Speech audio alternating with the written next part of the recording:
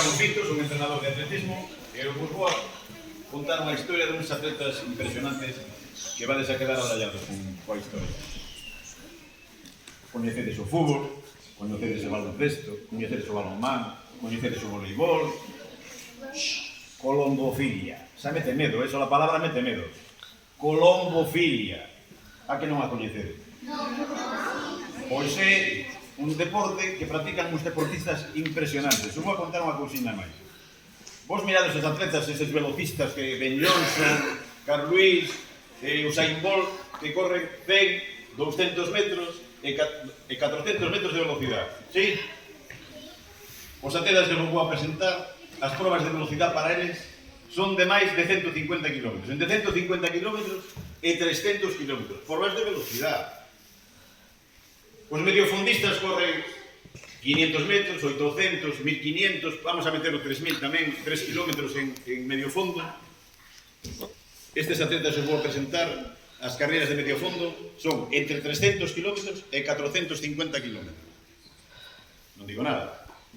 E despois temos os fondistas, e ultrafondistas, e ultrafondistas, eu corren a maratón, 42 km, e durante unha semana non me podía mover. As carreiras de fondo son 10 km, 15 km, media maratón 21 km e a maratón 42 km. Estes atletas que teño aquí, as de fondo son de 700 km para arriba. Non digo nada, non estou dicindo ninguna mentira,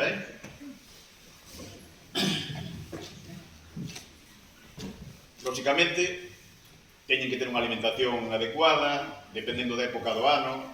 Se estamos en época de competición, comen pois un montón de semillas diferentes, non podo dicir nombrarlas aquí todas porque non me sei o nome en galego, sobre todo non me sei o nome de algunhas semillas en galego.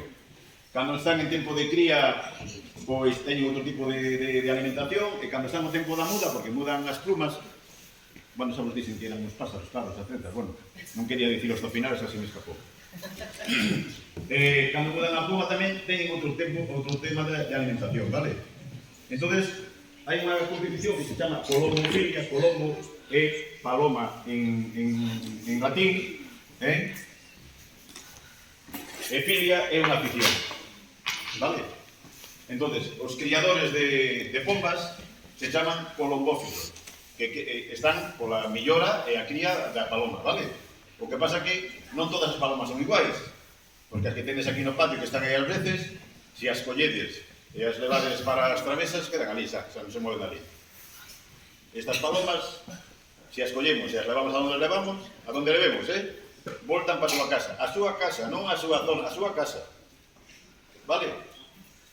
As levamos a Zamora, de Zamora, antes de que cheguemos nosa casa co coche, están elas na casa. As levamos a Ellín, que é un pueblo que hai en Albacete, pois antes de que chegues a casa, elas están na casa. O sea, que son unhas atletas espectaculares, vale? E son pombas mensaseiras, vale? Hai moitos tipos de pombas, hai pombas de curupela, que teñen aquí unha curupela na cabeza, hai outras de polainas, que teñen as patas cheas de plumas, hai outras de abanico, que teñen unha cola que se abre que parece un abanico, que se chaman de abanico, pero temos as mensaseiras, que son as maiores deportistas que existen no mundo animal.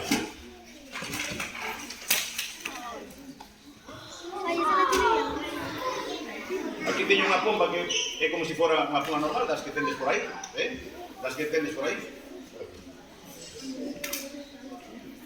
Este color de pomba se chama azul. Esta é unha pomba azul, vale? Esta é unha pomba azul. E nos fixamos, por exemplo, que teñen aquí a quilla, que se chama aquí un hueso, que temos nos a espalda, a espiña dorsal, e que a espiña ten que estar dereitiña, vale? Se non ten unha alimentación boa, a quilla tórcese. Entón xa non son boas competidoras, vale? Teñen que ter a quilla dereitiña, e depois teñen que ter unhas plumas, pois como esta, espectaculares, vale? Estas se chaman remeras, estas plumas de aquí da parte de adiante son remeras, teñen 10, suelen ter 10, hai algunha que teñen 11, entón se chaman 11 remeras. É unha paloma, 11 remeras, pero se non, é unha paloma normal, azul, con unhas plumas con 10 remeras, vale?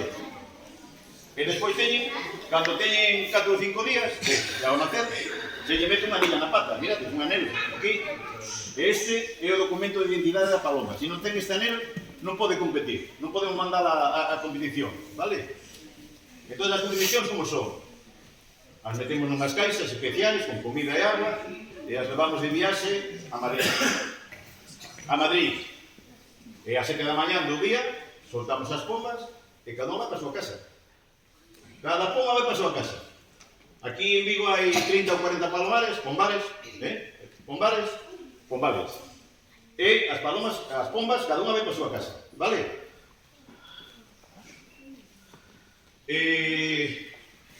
Como se fan os campeonatos das pombas? Teñen 4 probas de velocidade, que son, por exemplo, entre, xa se dixen antes, non? Entre 150 e 300 km. Entón, por exemplo, en Pobla de Sanabria, en Zamora, e así, en esas zonas de aí. Depois temos o campeonato de medio fondo, que son 4 probas tamén, e son en Ávila, Medina del Campo, e a zona en Castilla e León, vale? Por aí adiante. E despois temos as probas de gran fondo, que son Manzanares, que é unha población de Ciudad Real, que son 500 e pico de kilómetros, Ellín, que é en Albacete, que é unha ciudad de Albacete que son a 700 kilómetros, Cartagena, que é unha ciudad de Murcia que está a 700, casi 800 kilómetros. Nos as distancias medimos en línea recta, entonces as palomas nunca veñen en línea recta, veñen rodeando as montañas, se hai alguna tormenta rodean a tormenta, non se meten, o sea que nos facemos as distancias en línea recta. O cal quere decir que se temos unha distancia de 800 kilómetros entre Cartagena e Vigo, elas a mellor fan 1200 kilómetros ou 1300 porque ven rodeando as montañas, non veñen en línea recta, vale? E despois a máxima de gran fondo é en Girona, que son 956 kilómetros en línea recta. E veñen desde ali, non só veñen desde ali, sino que hasta fai pouco tempo nunca chegaban no día. Soltábase pola 7 da mañá do sábado en Girona e hasta o domingo ás 12 do mediodía, 1 da tarde non chegaba a primeira, porque de noite non voa, claro. De noite se tiran a descansar e non voa. Ao día seguinte reanudan a marcha e chegaban a casa sobre a 1 da tarde e 2 da tarde. Pois fai uns anos, unha paloma chegou no día. Soltaron a 7 da mañá en Girona, eu fui palomar a 10 da noite, non a mirar se era chegado ninguna, porque iba todos os días, eu tiña un pombal, entón iba todos os días ao pombal.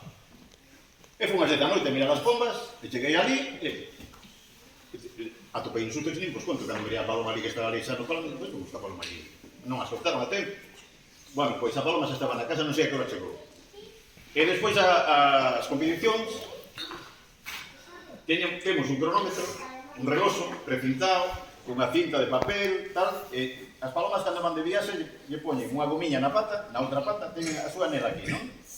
Lle poñen outra anel de goma aquí na outra pata con un número. E cando chegan a casa, ti lle quitas a anel, metes no reloxo, picas, e ali no reloxo está a hora que chegou a paloma na casa. Por iso se sabe que chega de primeiro que chega despois, de acordo? De acordo? Bueno, pois, esta é a historia das pombas mensaseiras.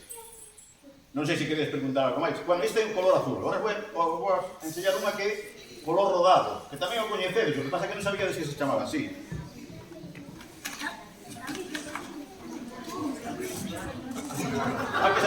Antes tedes visto pombas como estas.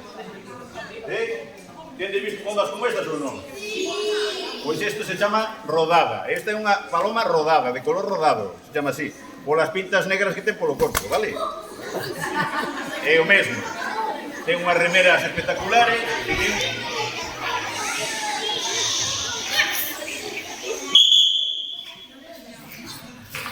ten unhas remeras espectaculares, ten unha cola que ten que ter a cola sempre en boa posición. Vos vou a dicir unha cousa tamén, teñen que pedir. Estas palomas pasan por moitos perigos, Os perigos son as aves de rapiña, os azores, os cernícalos, as águilas e todos. Atacan as palomas, e a veces che chegan a unha casa sin a cola, lle faltan plumas no peito, cun corte aquí debaixo do sabes? Porque esas aves de rapiña intentan collelas para comer, lógicamente, elas alimentan dos pásaros que collen por aí, e te chegan a casa, pois, todas feridas, vale? E bueno, pois, eu non conheço a nadie que teña unha recuperación máis grande que as palomas, porque eu xa vos dixo, eu cando corría maratón, 42 km, e durante un mes non me moví. Non me podía mover dos dobles musculares que tiña. As pombas, este fin de semana van a Ellín, 700 km, a semana seguinte van a Cartagena, 800 km, a semana seguinte, o sea, son uns atletas impresionantes, espectaculares. Eu xa sobre as pombas non vos podo dicir nada máis. Ahora, se queredes preguntar algo, me vades preguntando e eu vos vou contestando o que saiba.